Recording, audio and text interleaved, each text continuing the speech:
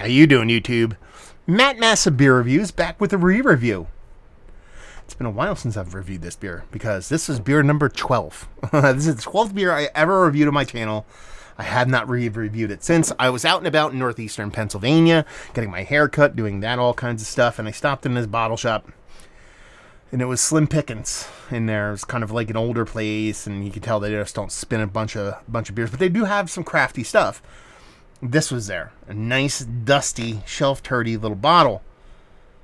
I don't know how old it is. Because Kulmbacher, Eisbock, which this beer is, I should probably say that, is got the weirdest kind of import code or date code. No one's been able to decipher it as far as I know. It is bottle number 2849371.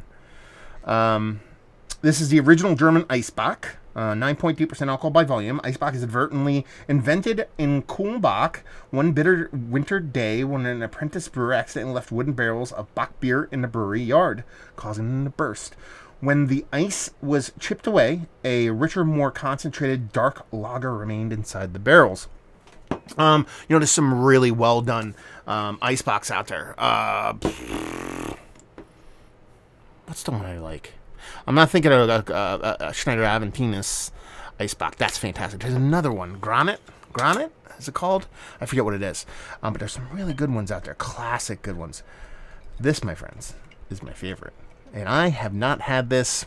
I've had it since before, since I reviewed it, but it's been a couple years since I cracked me a Kulmbacher. So I am beyond pumped for this. I actually have to take this label off the top here. Because I want to see if there's a, like, I don't know if it's going to let, oh, I should probably let it sit a little bit more and let me let it, oh no, there's no liquid in there. And I don't know if I'm going to be able to see. I wanted to see if there's like a merc ring underneath here. Let's see. Get an idea, age on this sucker, because let's put it this way. The place that this was at, I'm telling you, this has probably been there for several years. Place looks like it was. Ooh, is this bottle cracked? Anyway, it's hard. There's so much glue on here. It's hard to see how old it is. So I have no idea the age on this sucker. But we're going to review it like it has at least a couple years on it. Let's put it this way. It's a Shelton Brothers import. They've been on hard times. So this is at least, I would say at least 2 years old. Let's put it that way. Label-wise, I love it. It's because it's a beer I love, so I love the label. I mean, it's actually not that amazing of a label, but it's an amazing beer, so I love the label. How about that? Man, that's got to be old. It's got to be, because Eisbocks are dark, but I do not remember Kulmbacher being this dark. So it's got this really nice kind of khaki-colored kind of head on it. Dissipated relatively quickly when I gave it a pour, but if I give it a little swirl, you can see it come back. Look at that nice, rich, almost malt ball level colored head. Just as dark. Dark as dark could be body. Very surprised how dark this is. Let's get nose. That smells beautiful. Man, it really is. It really is kind of like a there's a molasses component to it. You know, it's rich and it's dark and it's sticky. So it's like a molasses mixed with like a fudgy treacly kind of thing, and then it has like almost like I want to say cough droppy, but I think Ricola chews. I think like a chewiness, like a European chewy fudge thing, but with some spice to it. Like that's why I keep going to blackstrap molasses, almost maybe even a little anise or something, some kind of spiciness inside that little fudgy characteristic. But it smells beautifully malty. It does smell slightly oxidized, so I think there is a little bit of time on a sucker. But, I mean, it smells not like any other beer, to be perfectly honest with you. When I smell this, I think of Kulmbacher Eisbock. It's this, I don't even know if I guess I'd classify it as an Eisbock, because that's what it is. But, man, it's got this rich, fudgy spiciness to it, and it smells delicious. Smells like it has a little bit of soft kind of oxidative notes that I think are propping this beer up in a very positive way. I don't know. I'm pumped. I'm diving in. Cheers.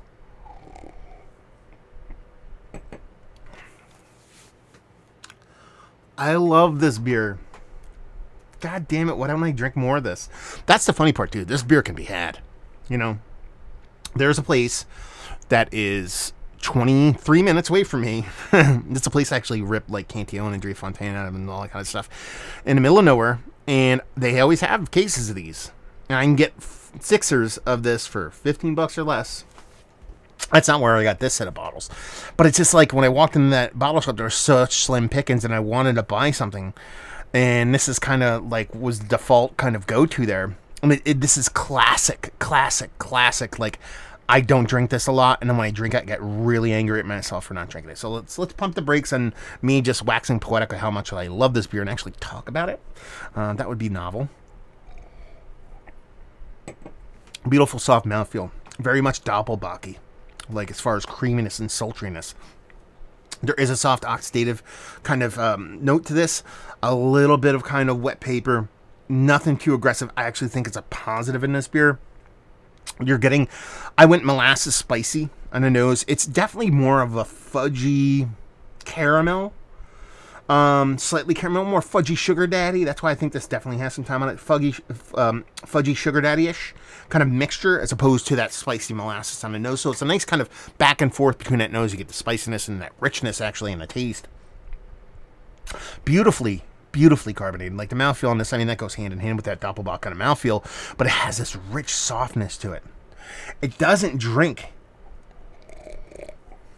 It has the richness and the depth and complexity and Doppelbocky Eisbockiness, because those are terms, for its ABV level of 9%, but it doesn't drink like, it doesn't go down hard. It's very smooth.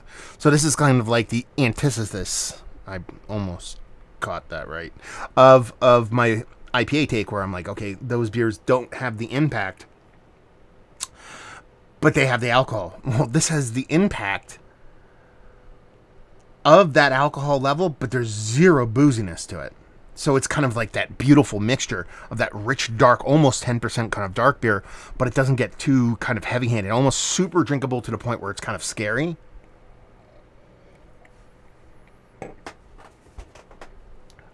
I love this beer so much. There's a reason why I love this beer so much. Yeah. God damn, this is delicious.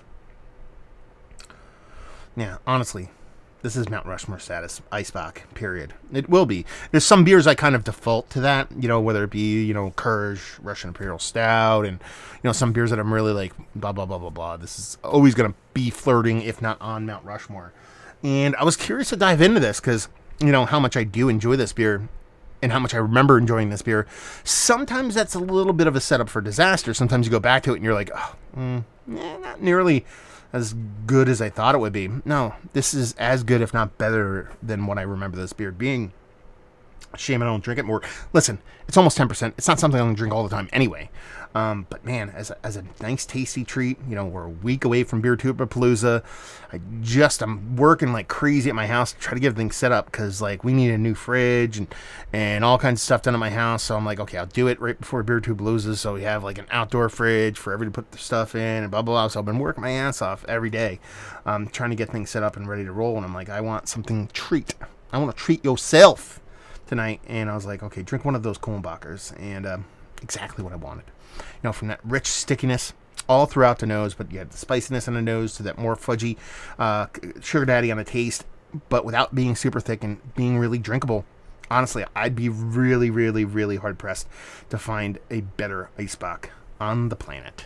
You know, there's ones that are just as good, but this is, you know, this is king shit of F Mountain, baby. Yeah, absolutely delicious. Let's talk about it. It's one of the better ones. Yes, Mount Rushmore status. Value and availability. $15 for a sixer. Come on now. Come on. You know, you're usually looking at, you know, this kind of bottle, this kind of beer from, you know, I want to say German. Yeah, or German. Yeah. Duh. And we're Franconia. Kulmbach Franconia. What was I going to say? You know, your 4-packs are going to usually push $20. So you're getting a sixer for $15. Get out of here. And leave you with, if you like what, we like this. man, if you like dark, rich beers, if you like barley wine, you like quads, you like doubles, you like those kind of beers, I think you're really missing out if you're not drinking Eisbocks. I mean, some of these definitely get high. There's a lot of Eisbocks that get in the 15% range plus, because it's kind of one of those things where people want to make this super high ABV beer. Not the case here. You're not talking sub 10%.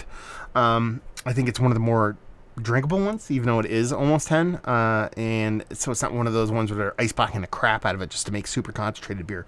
It's just good beer. Just happens to be an icebox. So if you like rich, malty, delicious AF beers that age really, really well, you will like this. So there you go. Review in the books. Hopefully you guys enjoyed it. Down there if you want to talk about it, especially if you've had this beer, tell me what you thought of this beer when you've had it. That's probably the biggest thing I want to hear from people nowadays, is their experiences with the beer that I've drank before. Not just like, I've had this one, it's great. Let me know what you thought of it, what was good, what was bad, all that kind of fun stuff. Massive Beers, if you want to check me out doing the social media stuff. Beer Massif, if you want to check me out doing a whole podcasting thing. Hopefully you guys enjoyed the review. Hopefully you're enjoying a little Kulmbacher right now. Hope to see you next time. Cheers.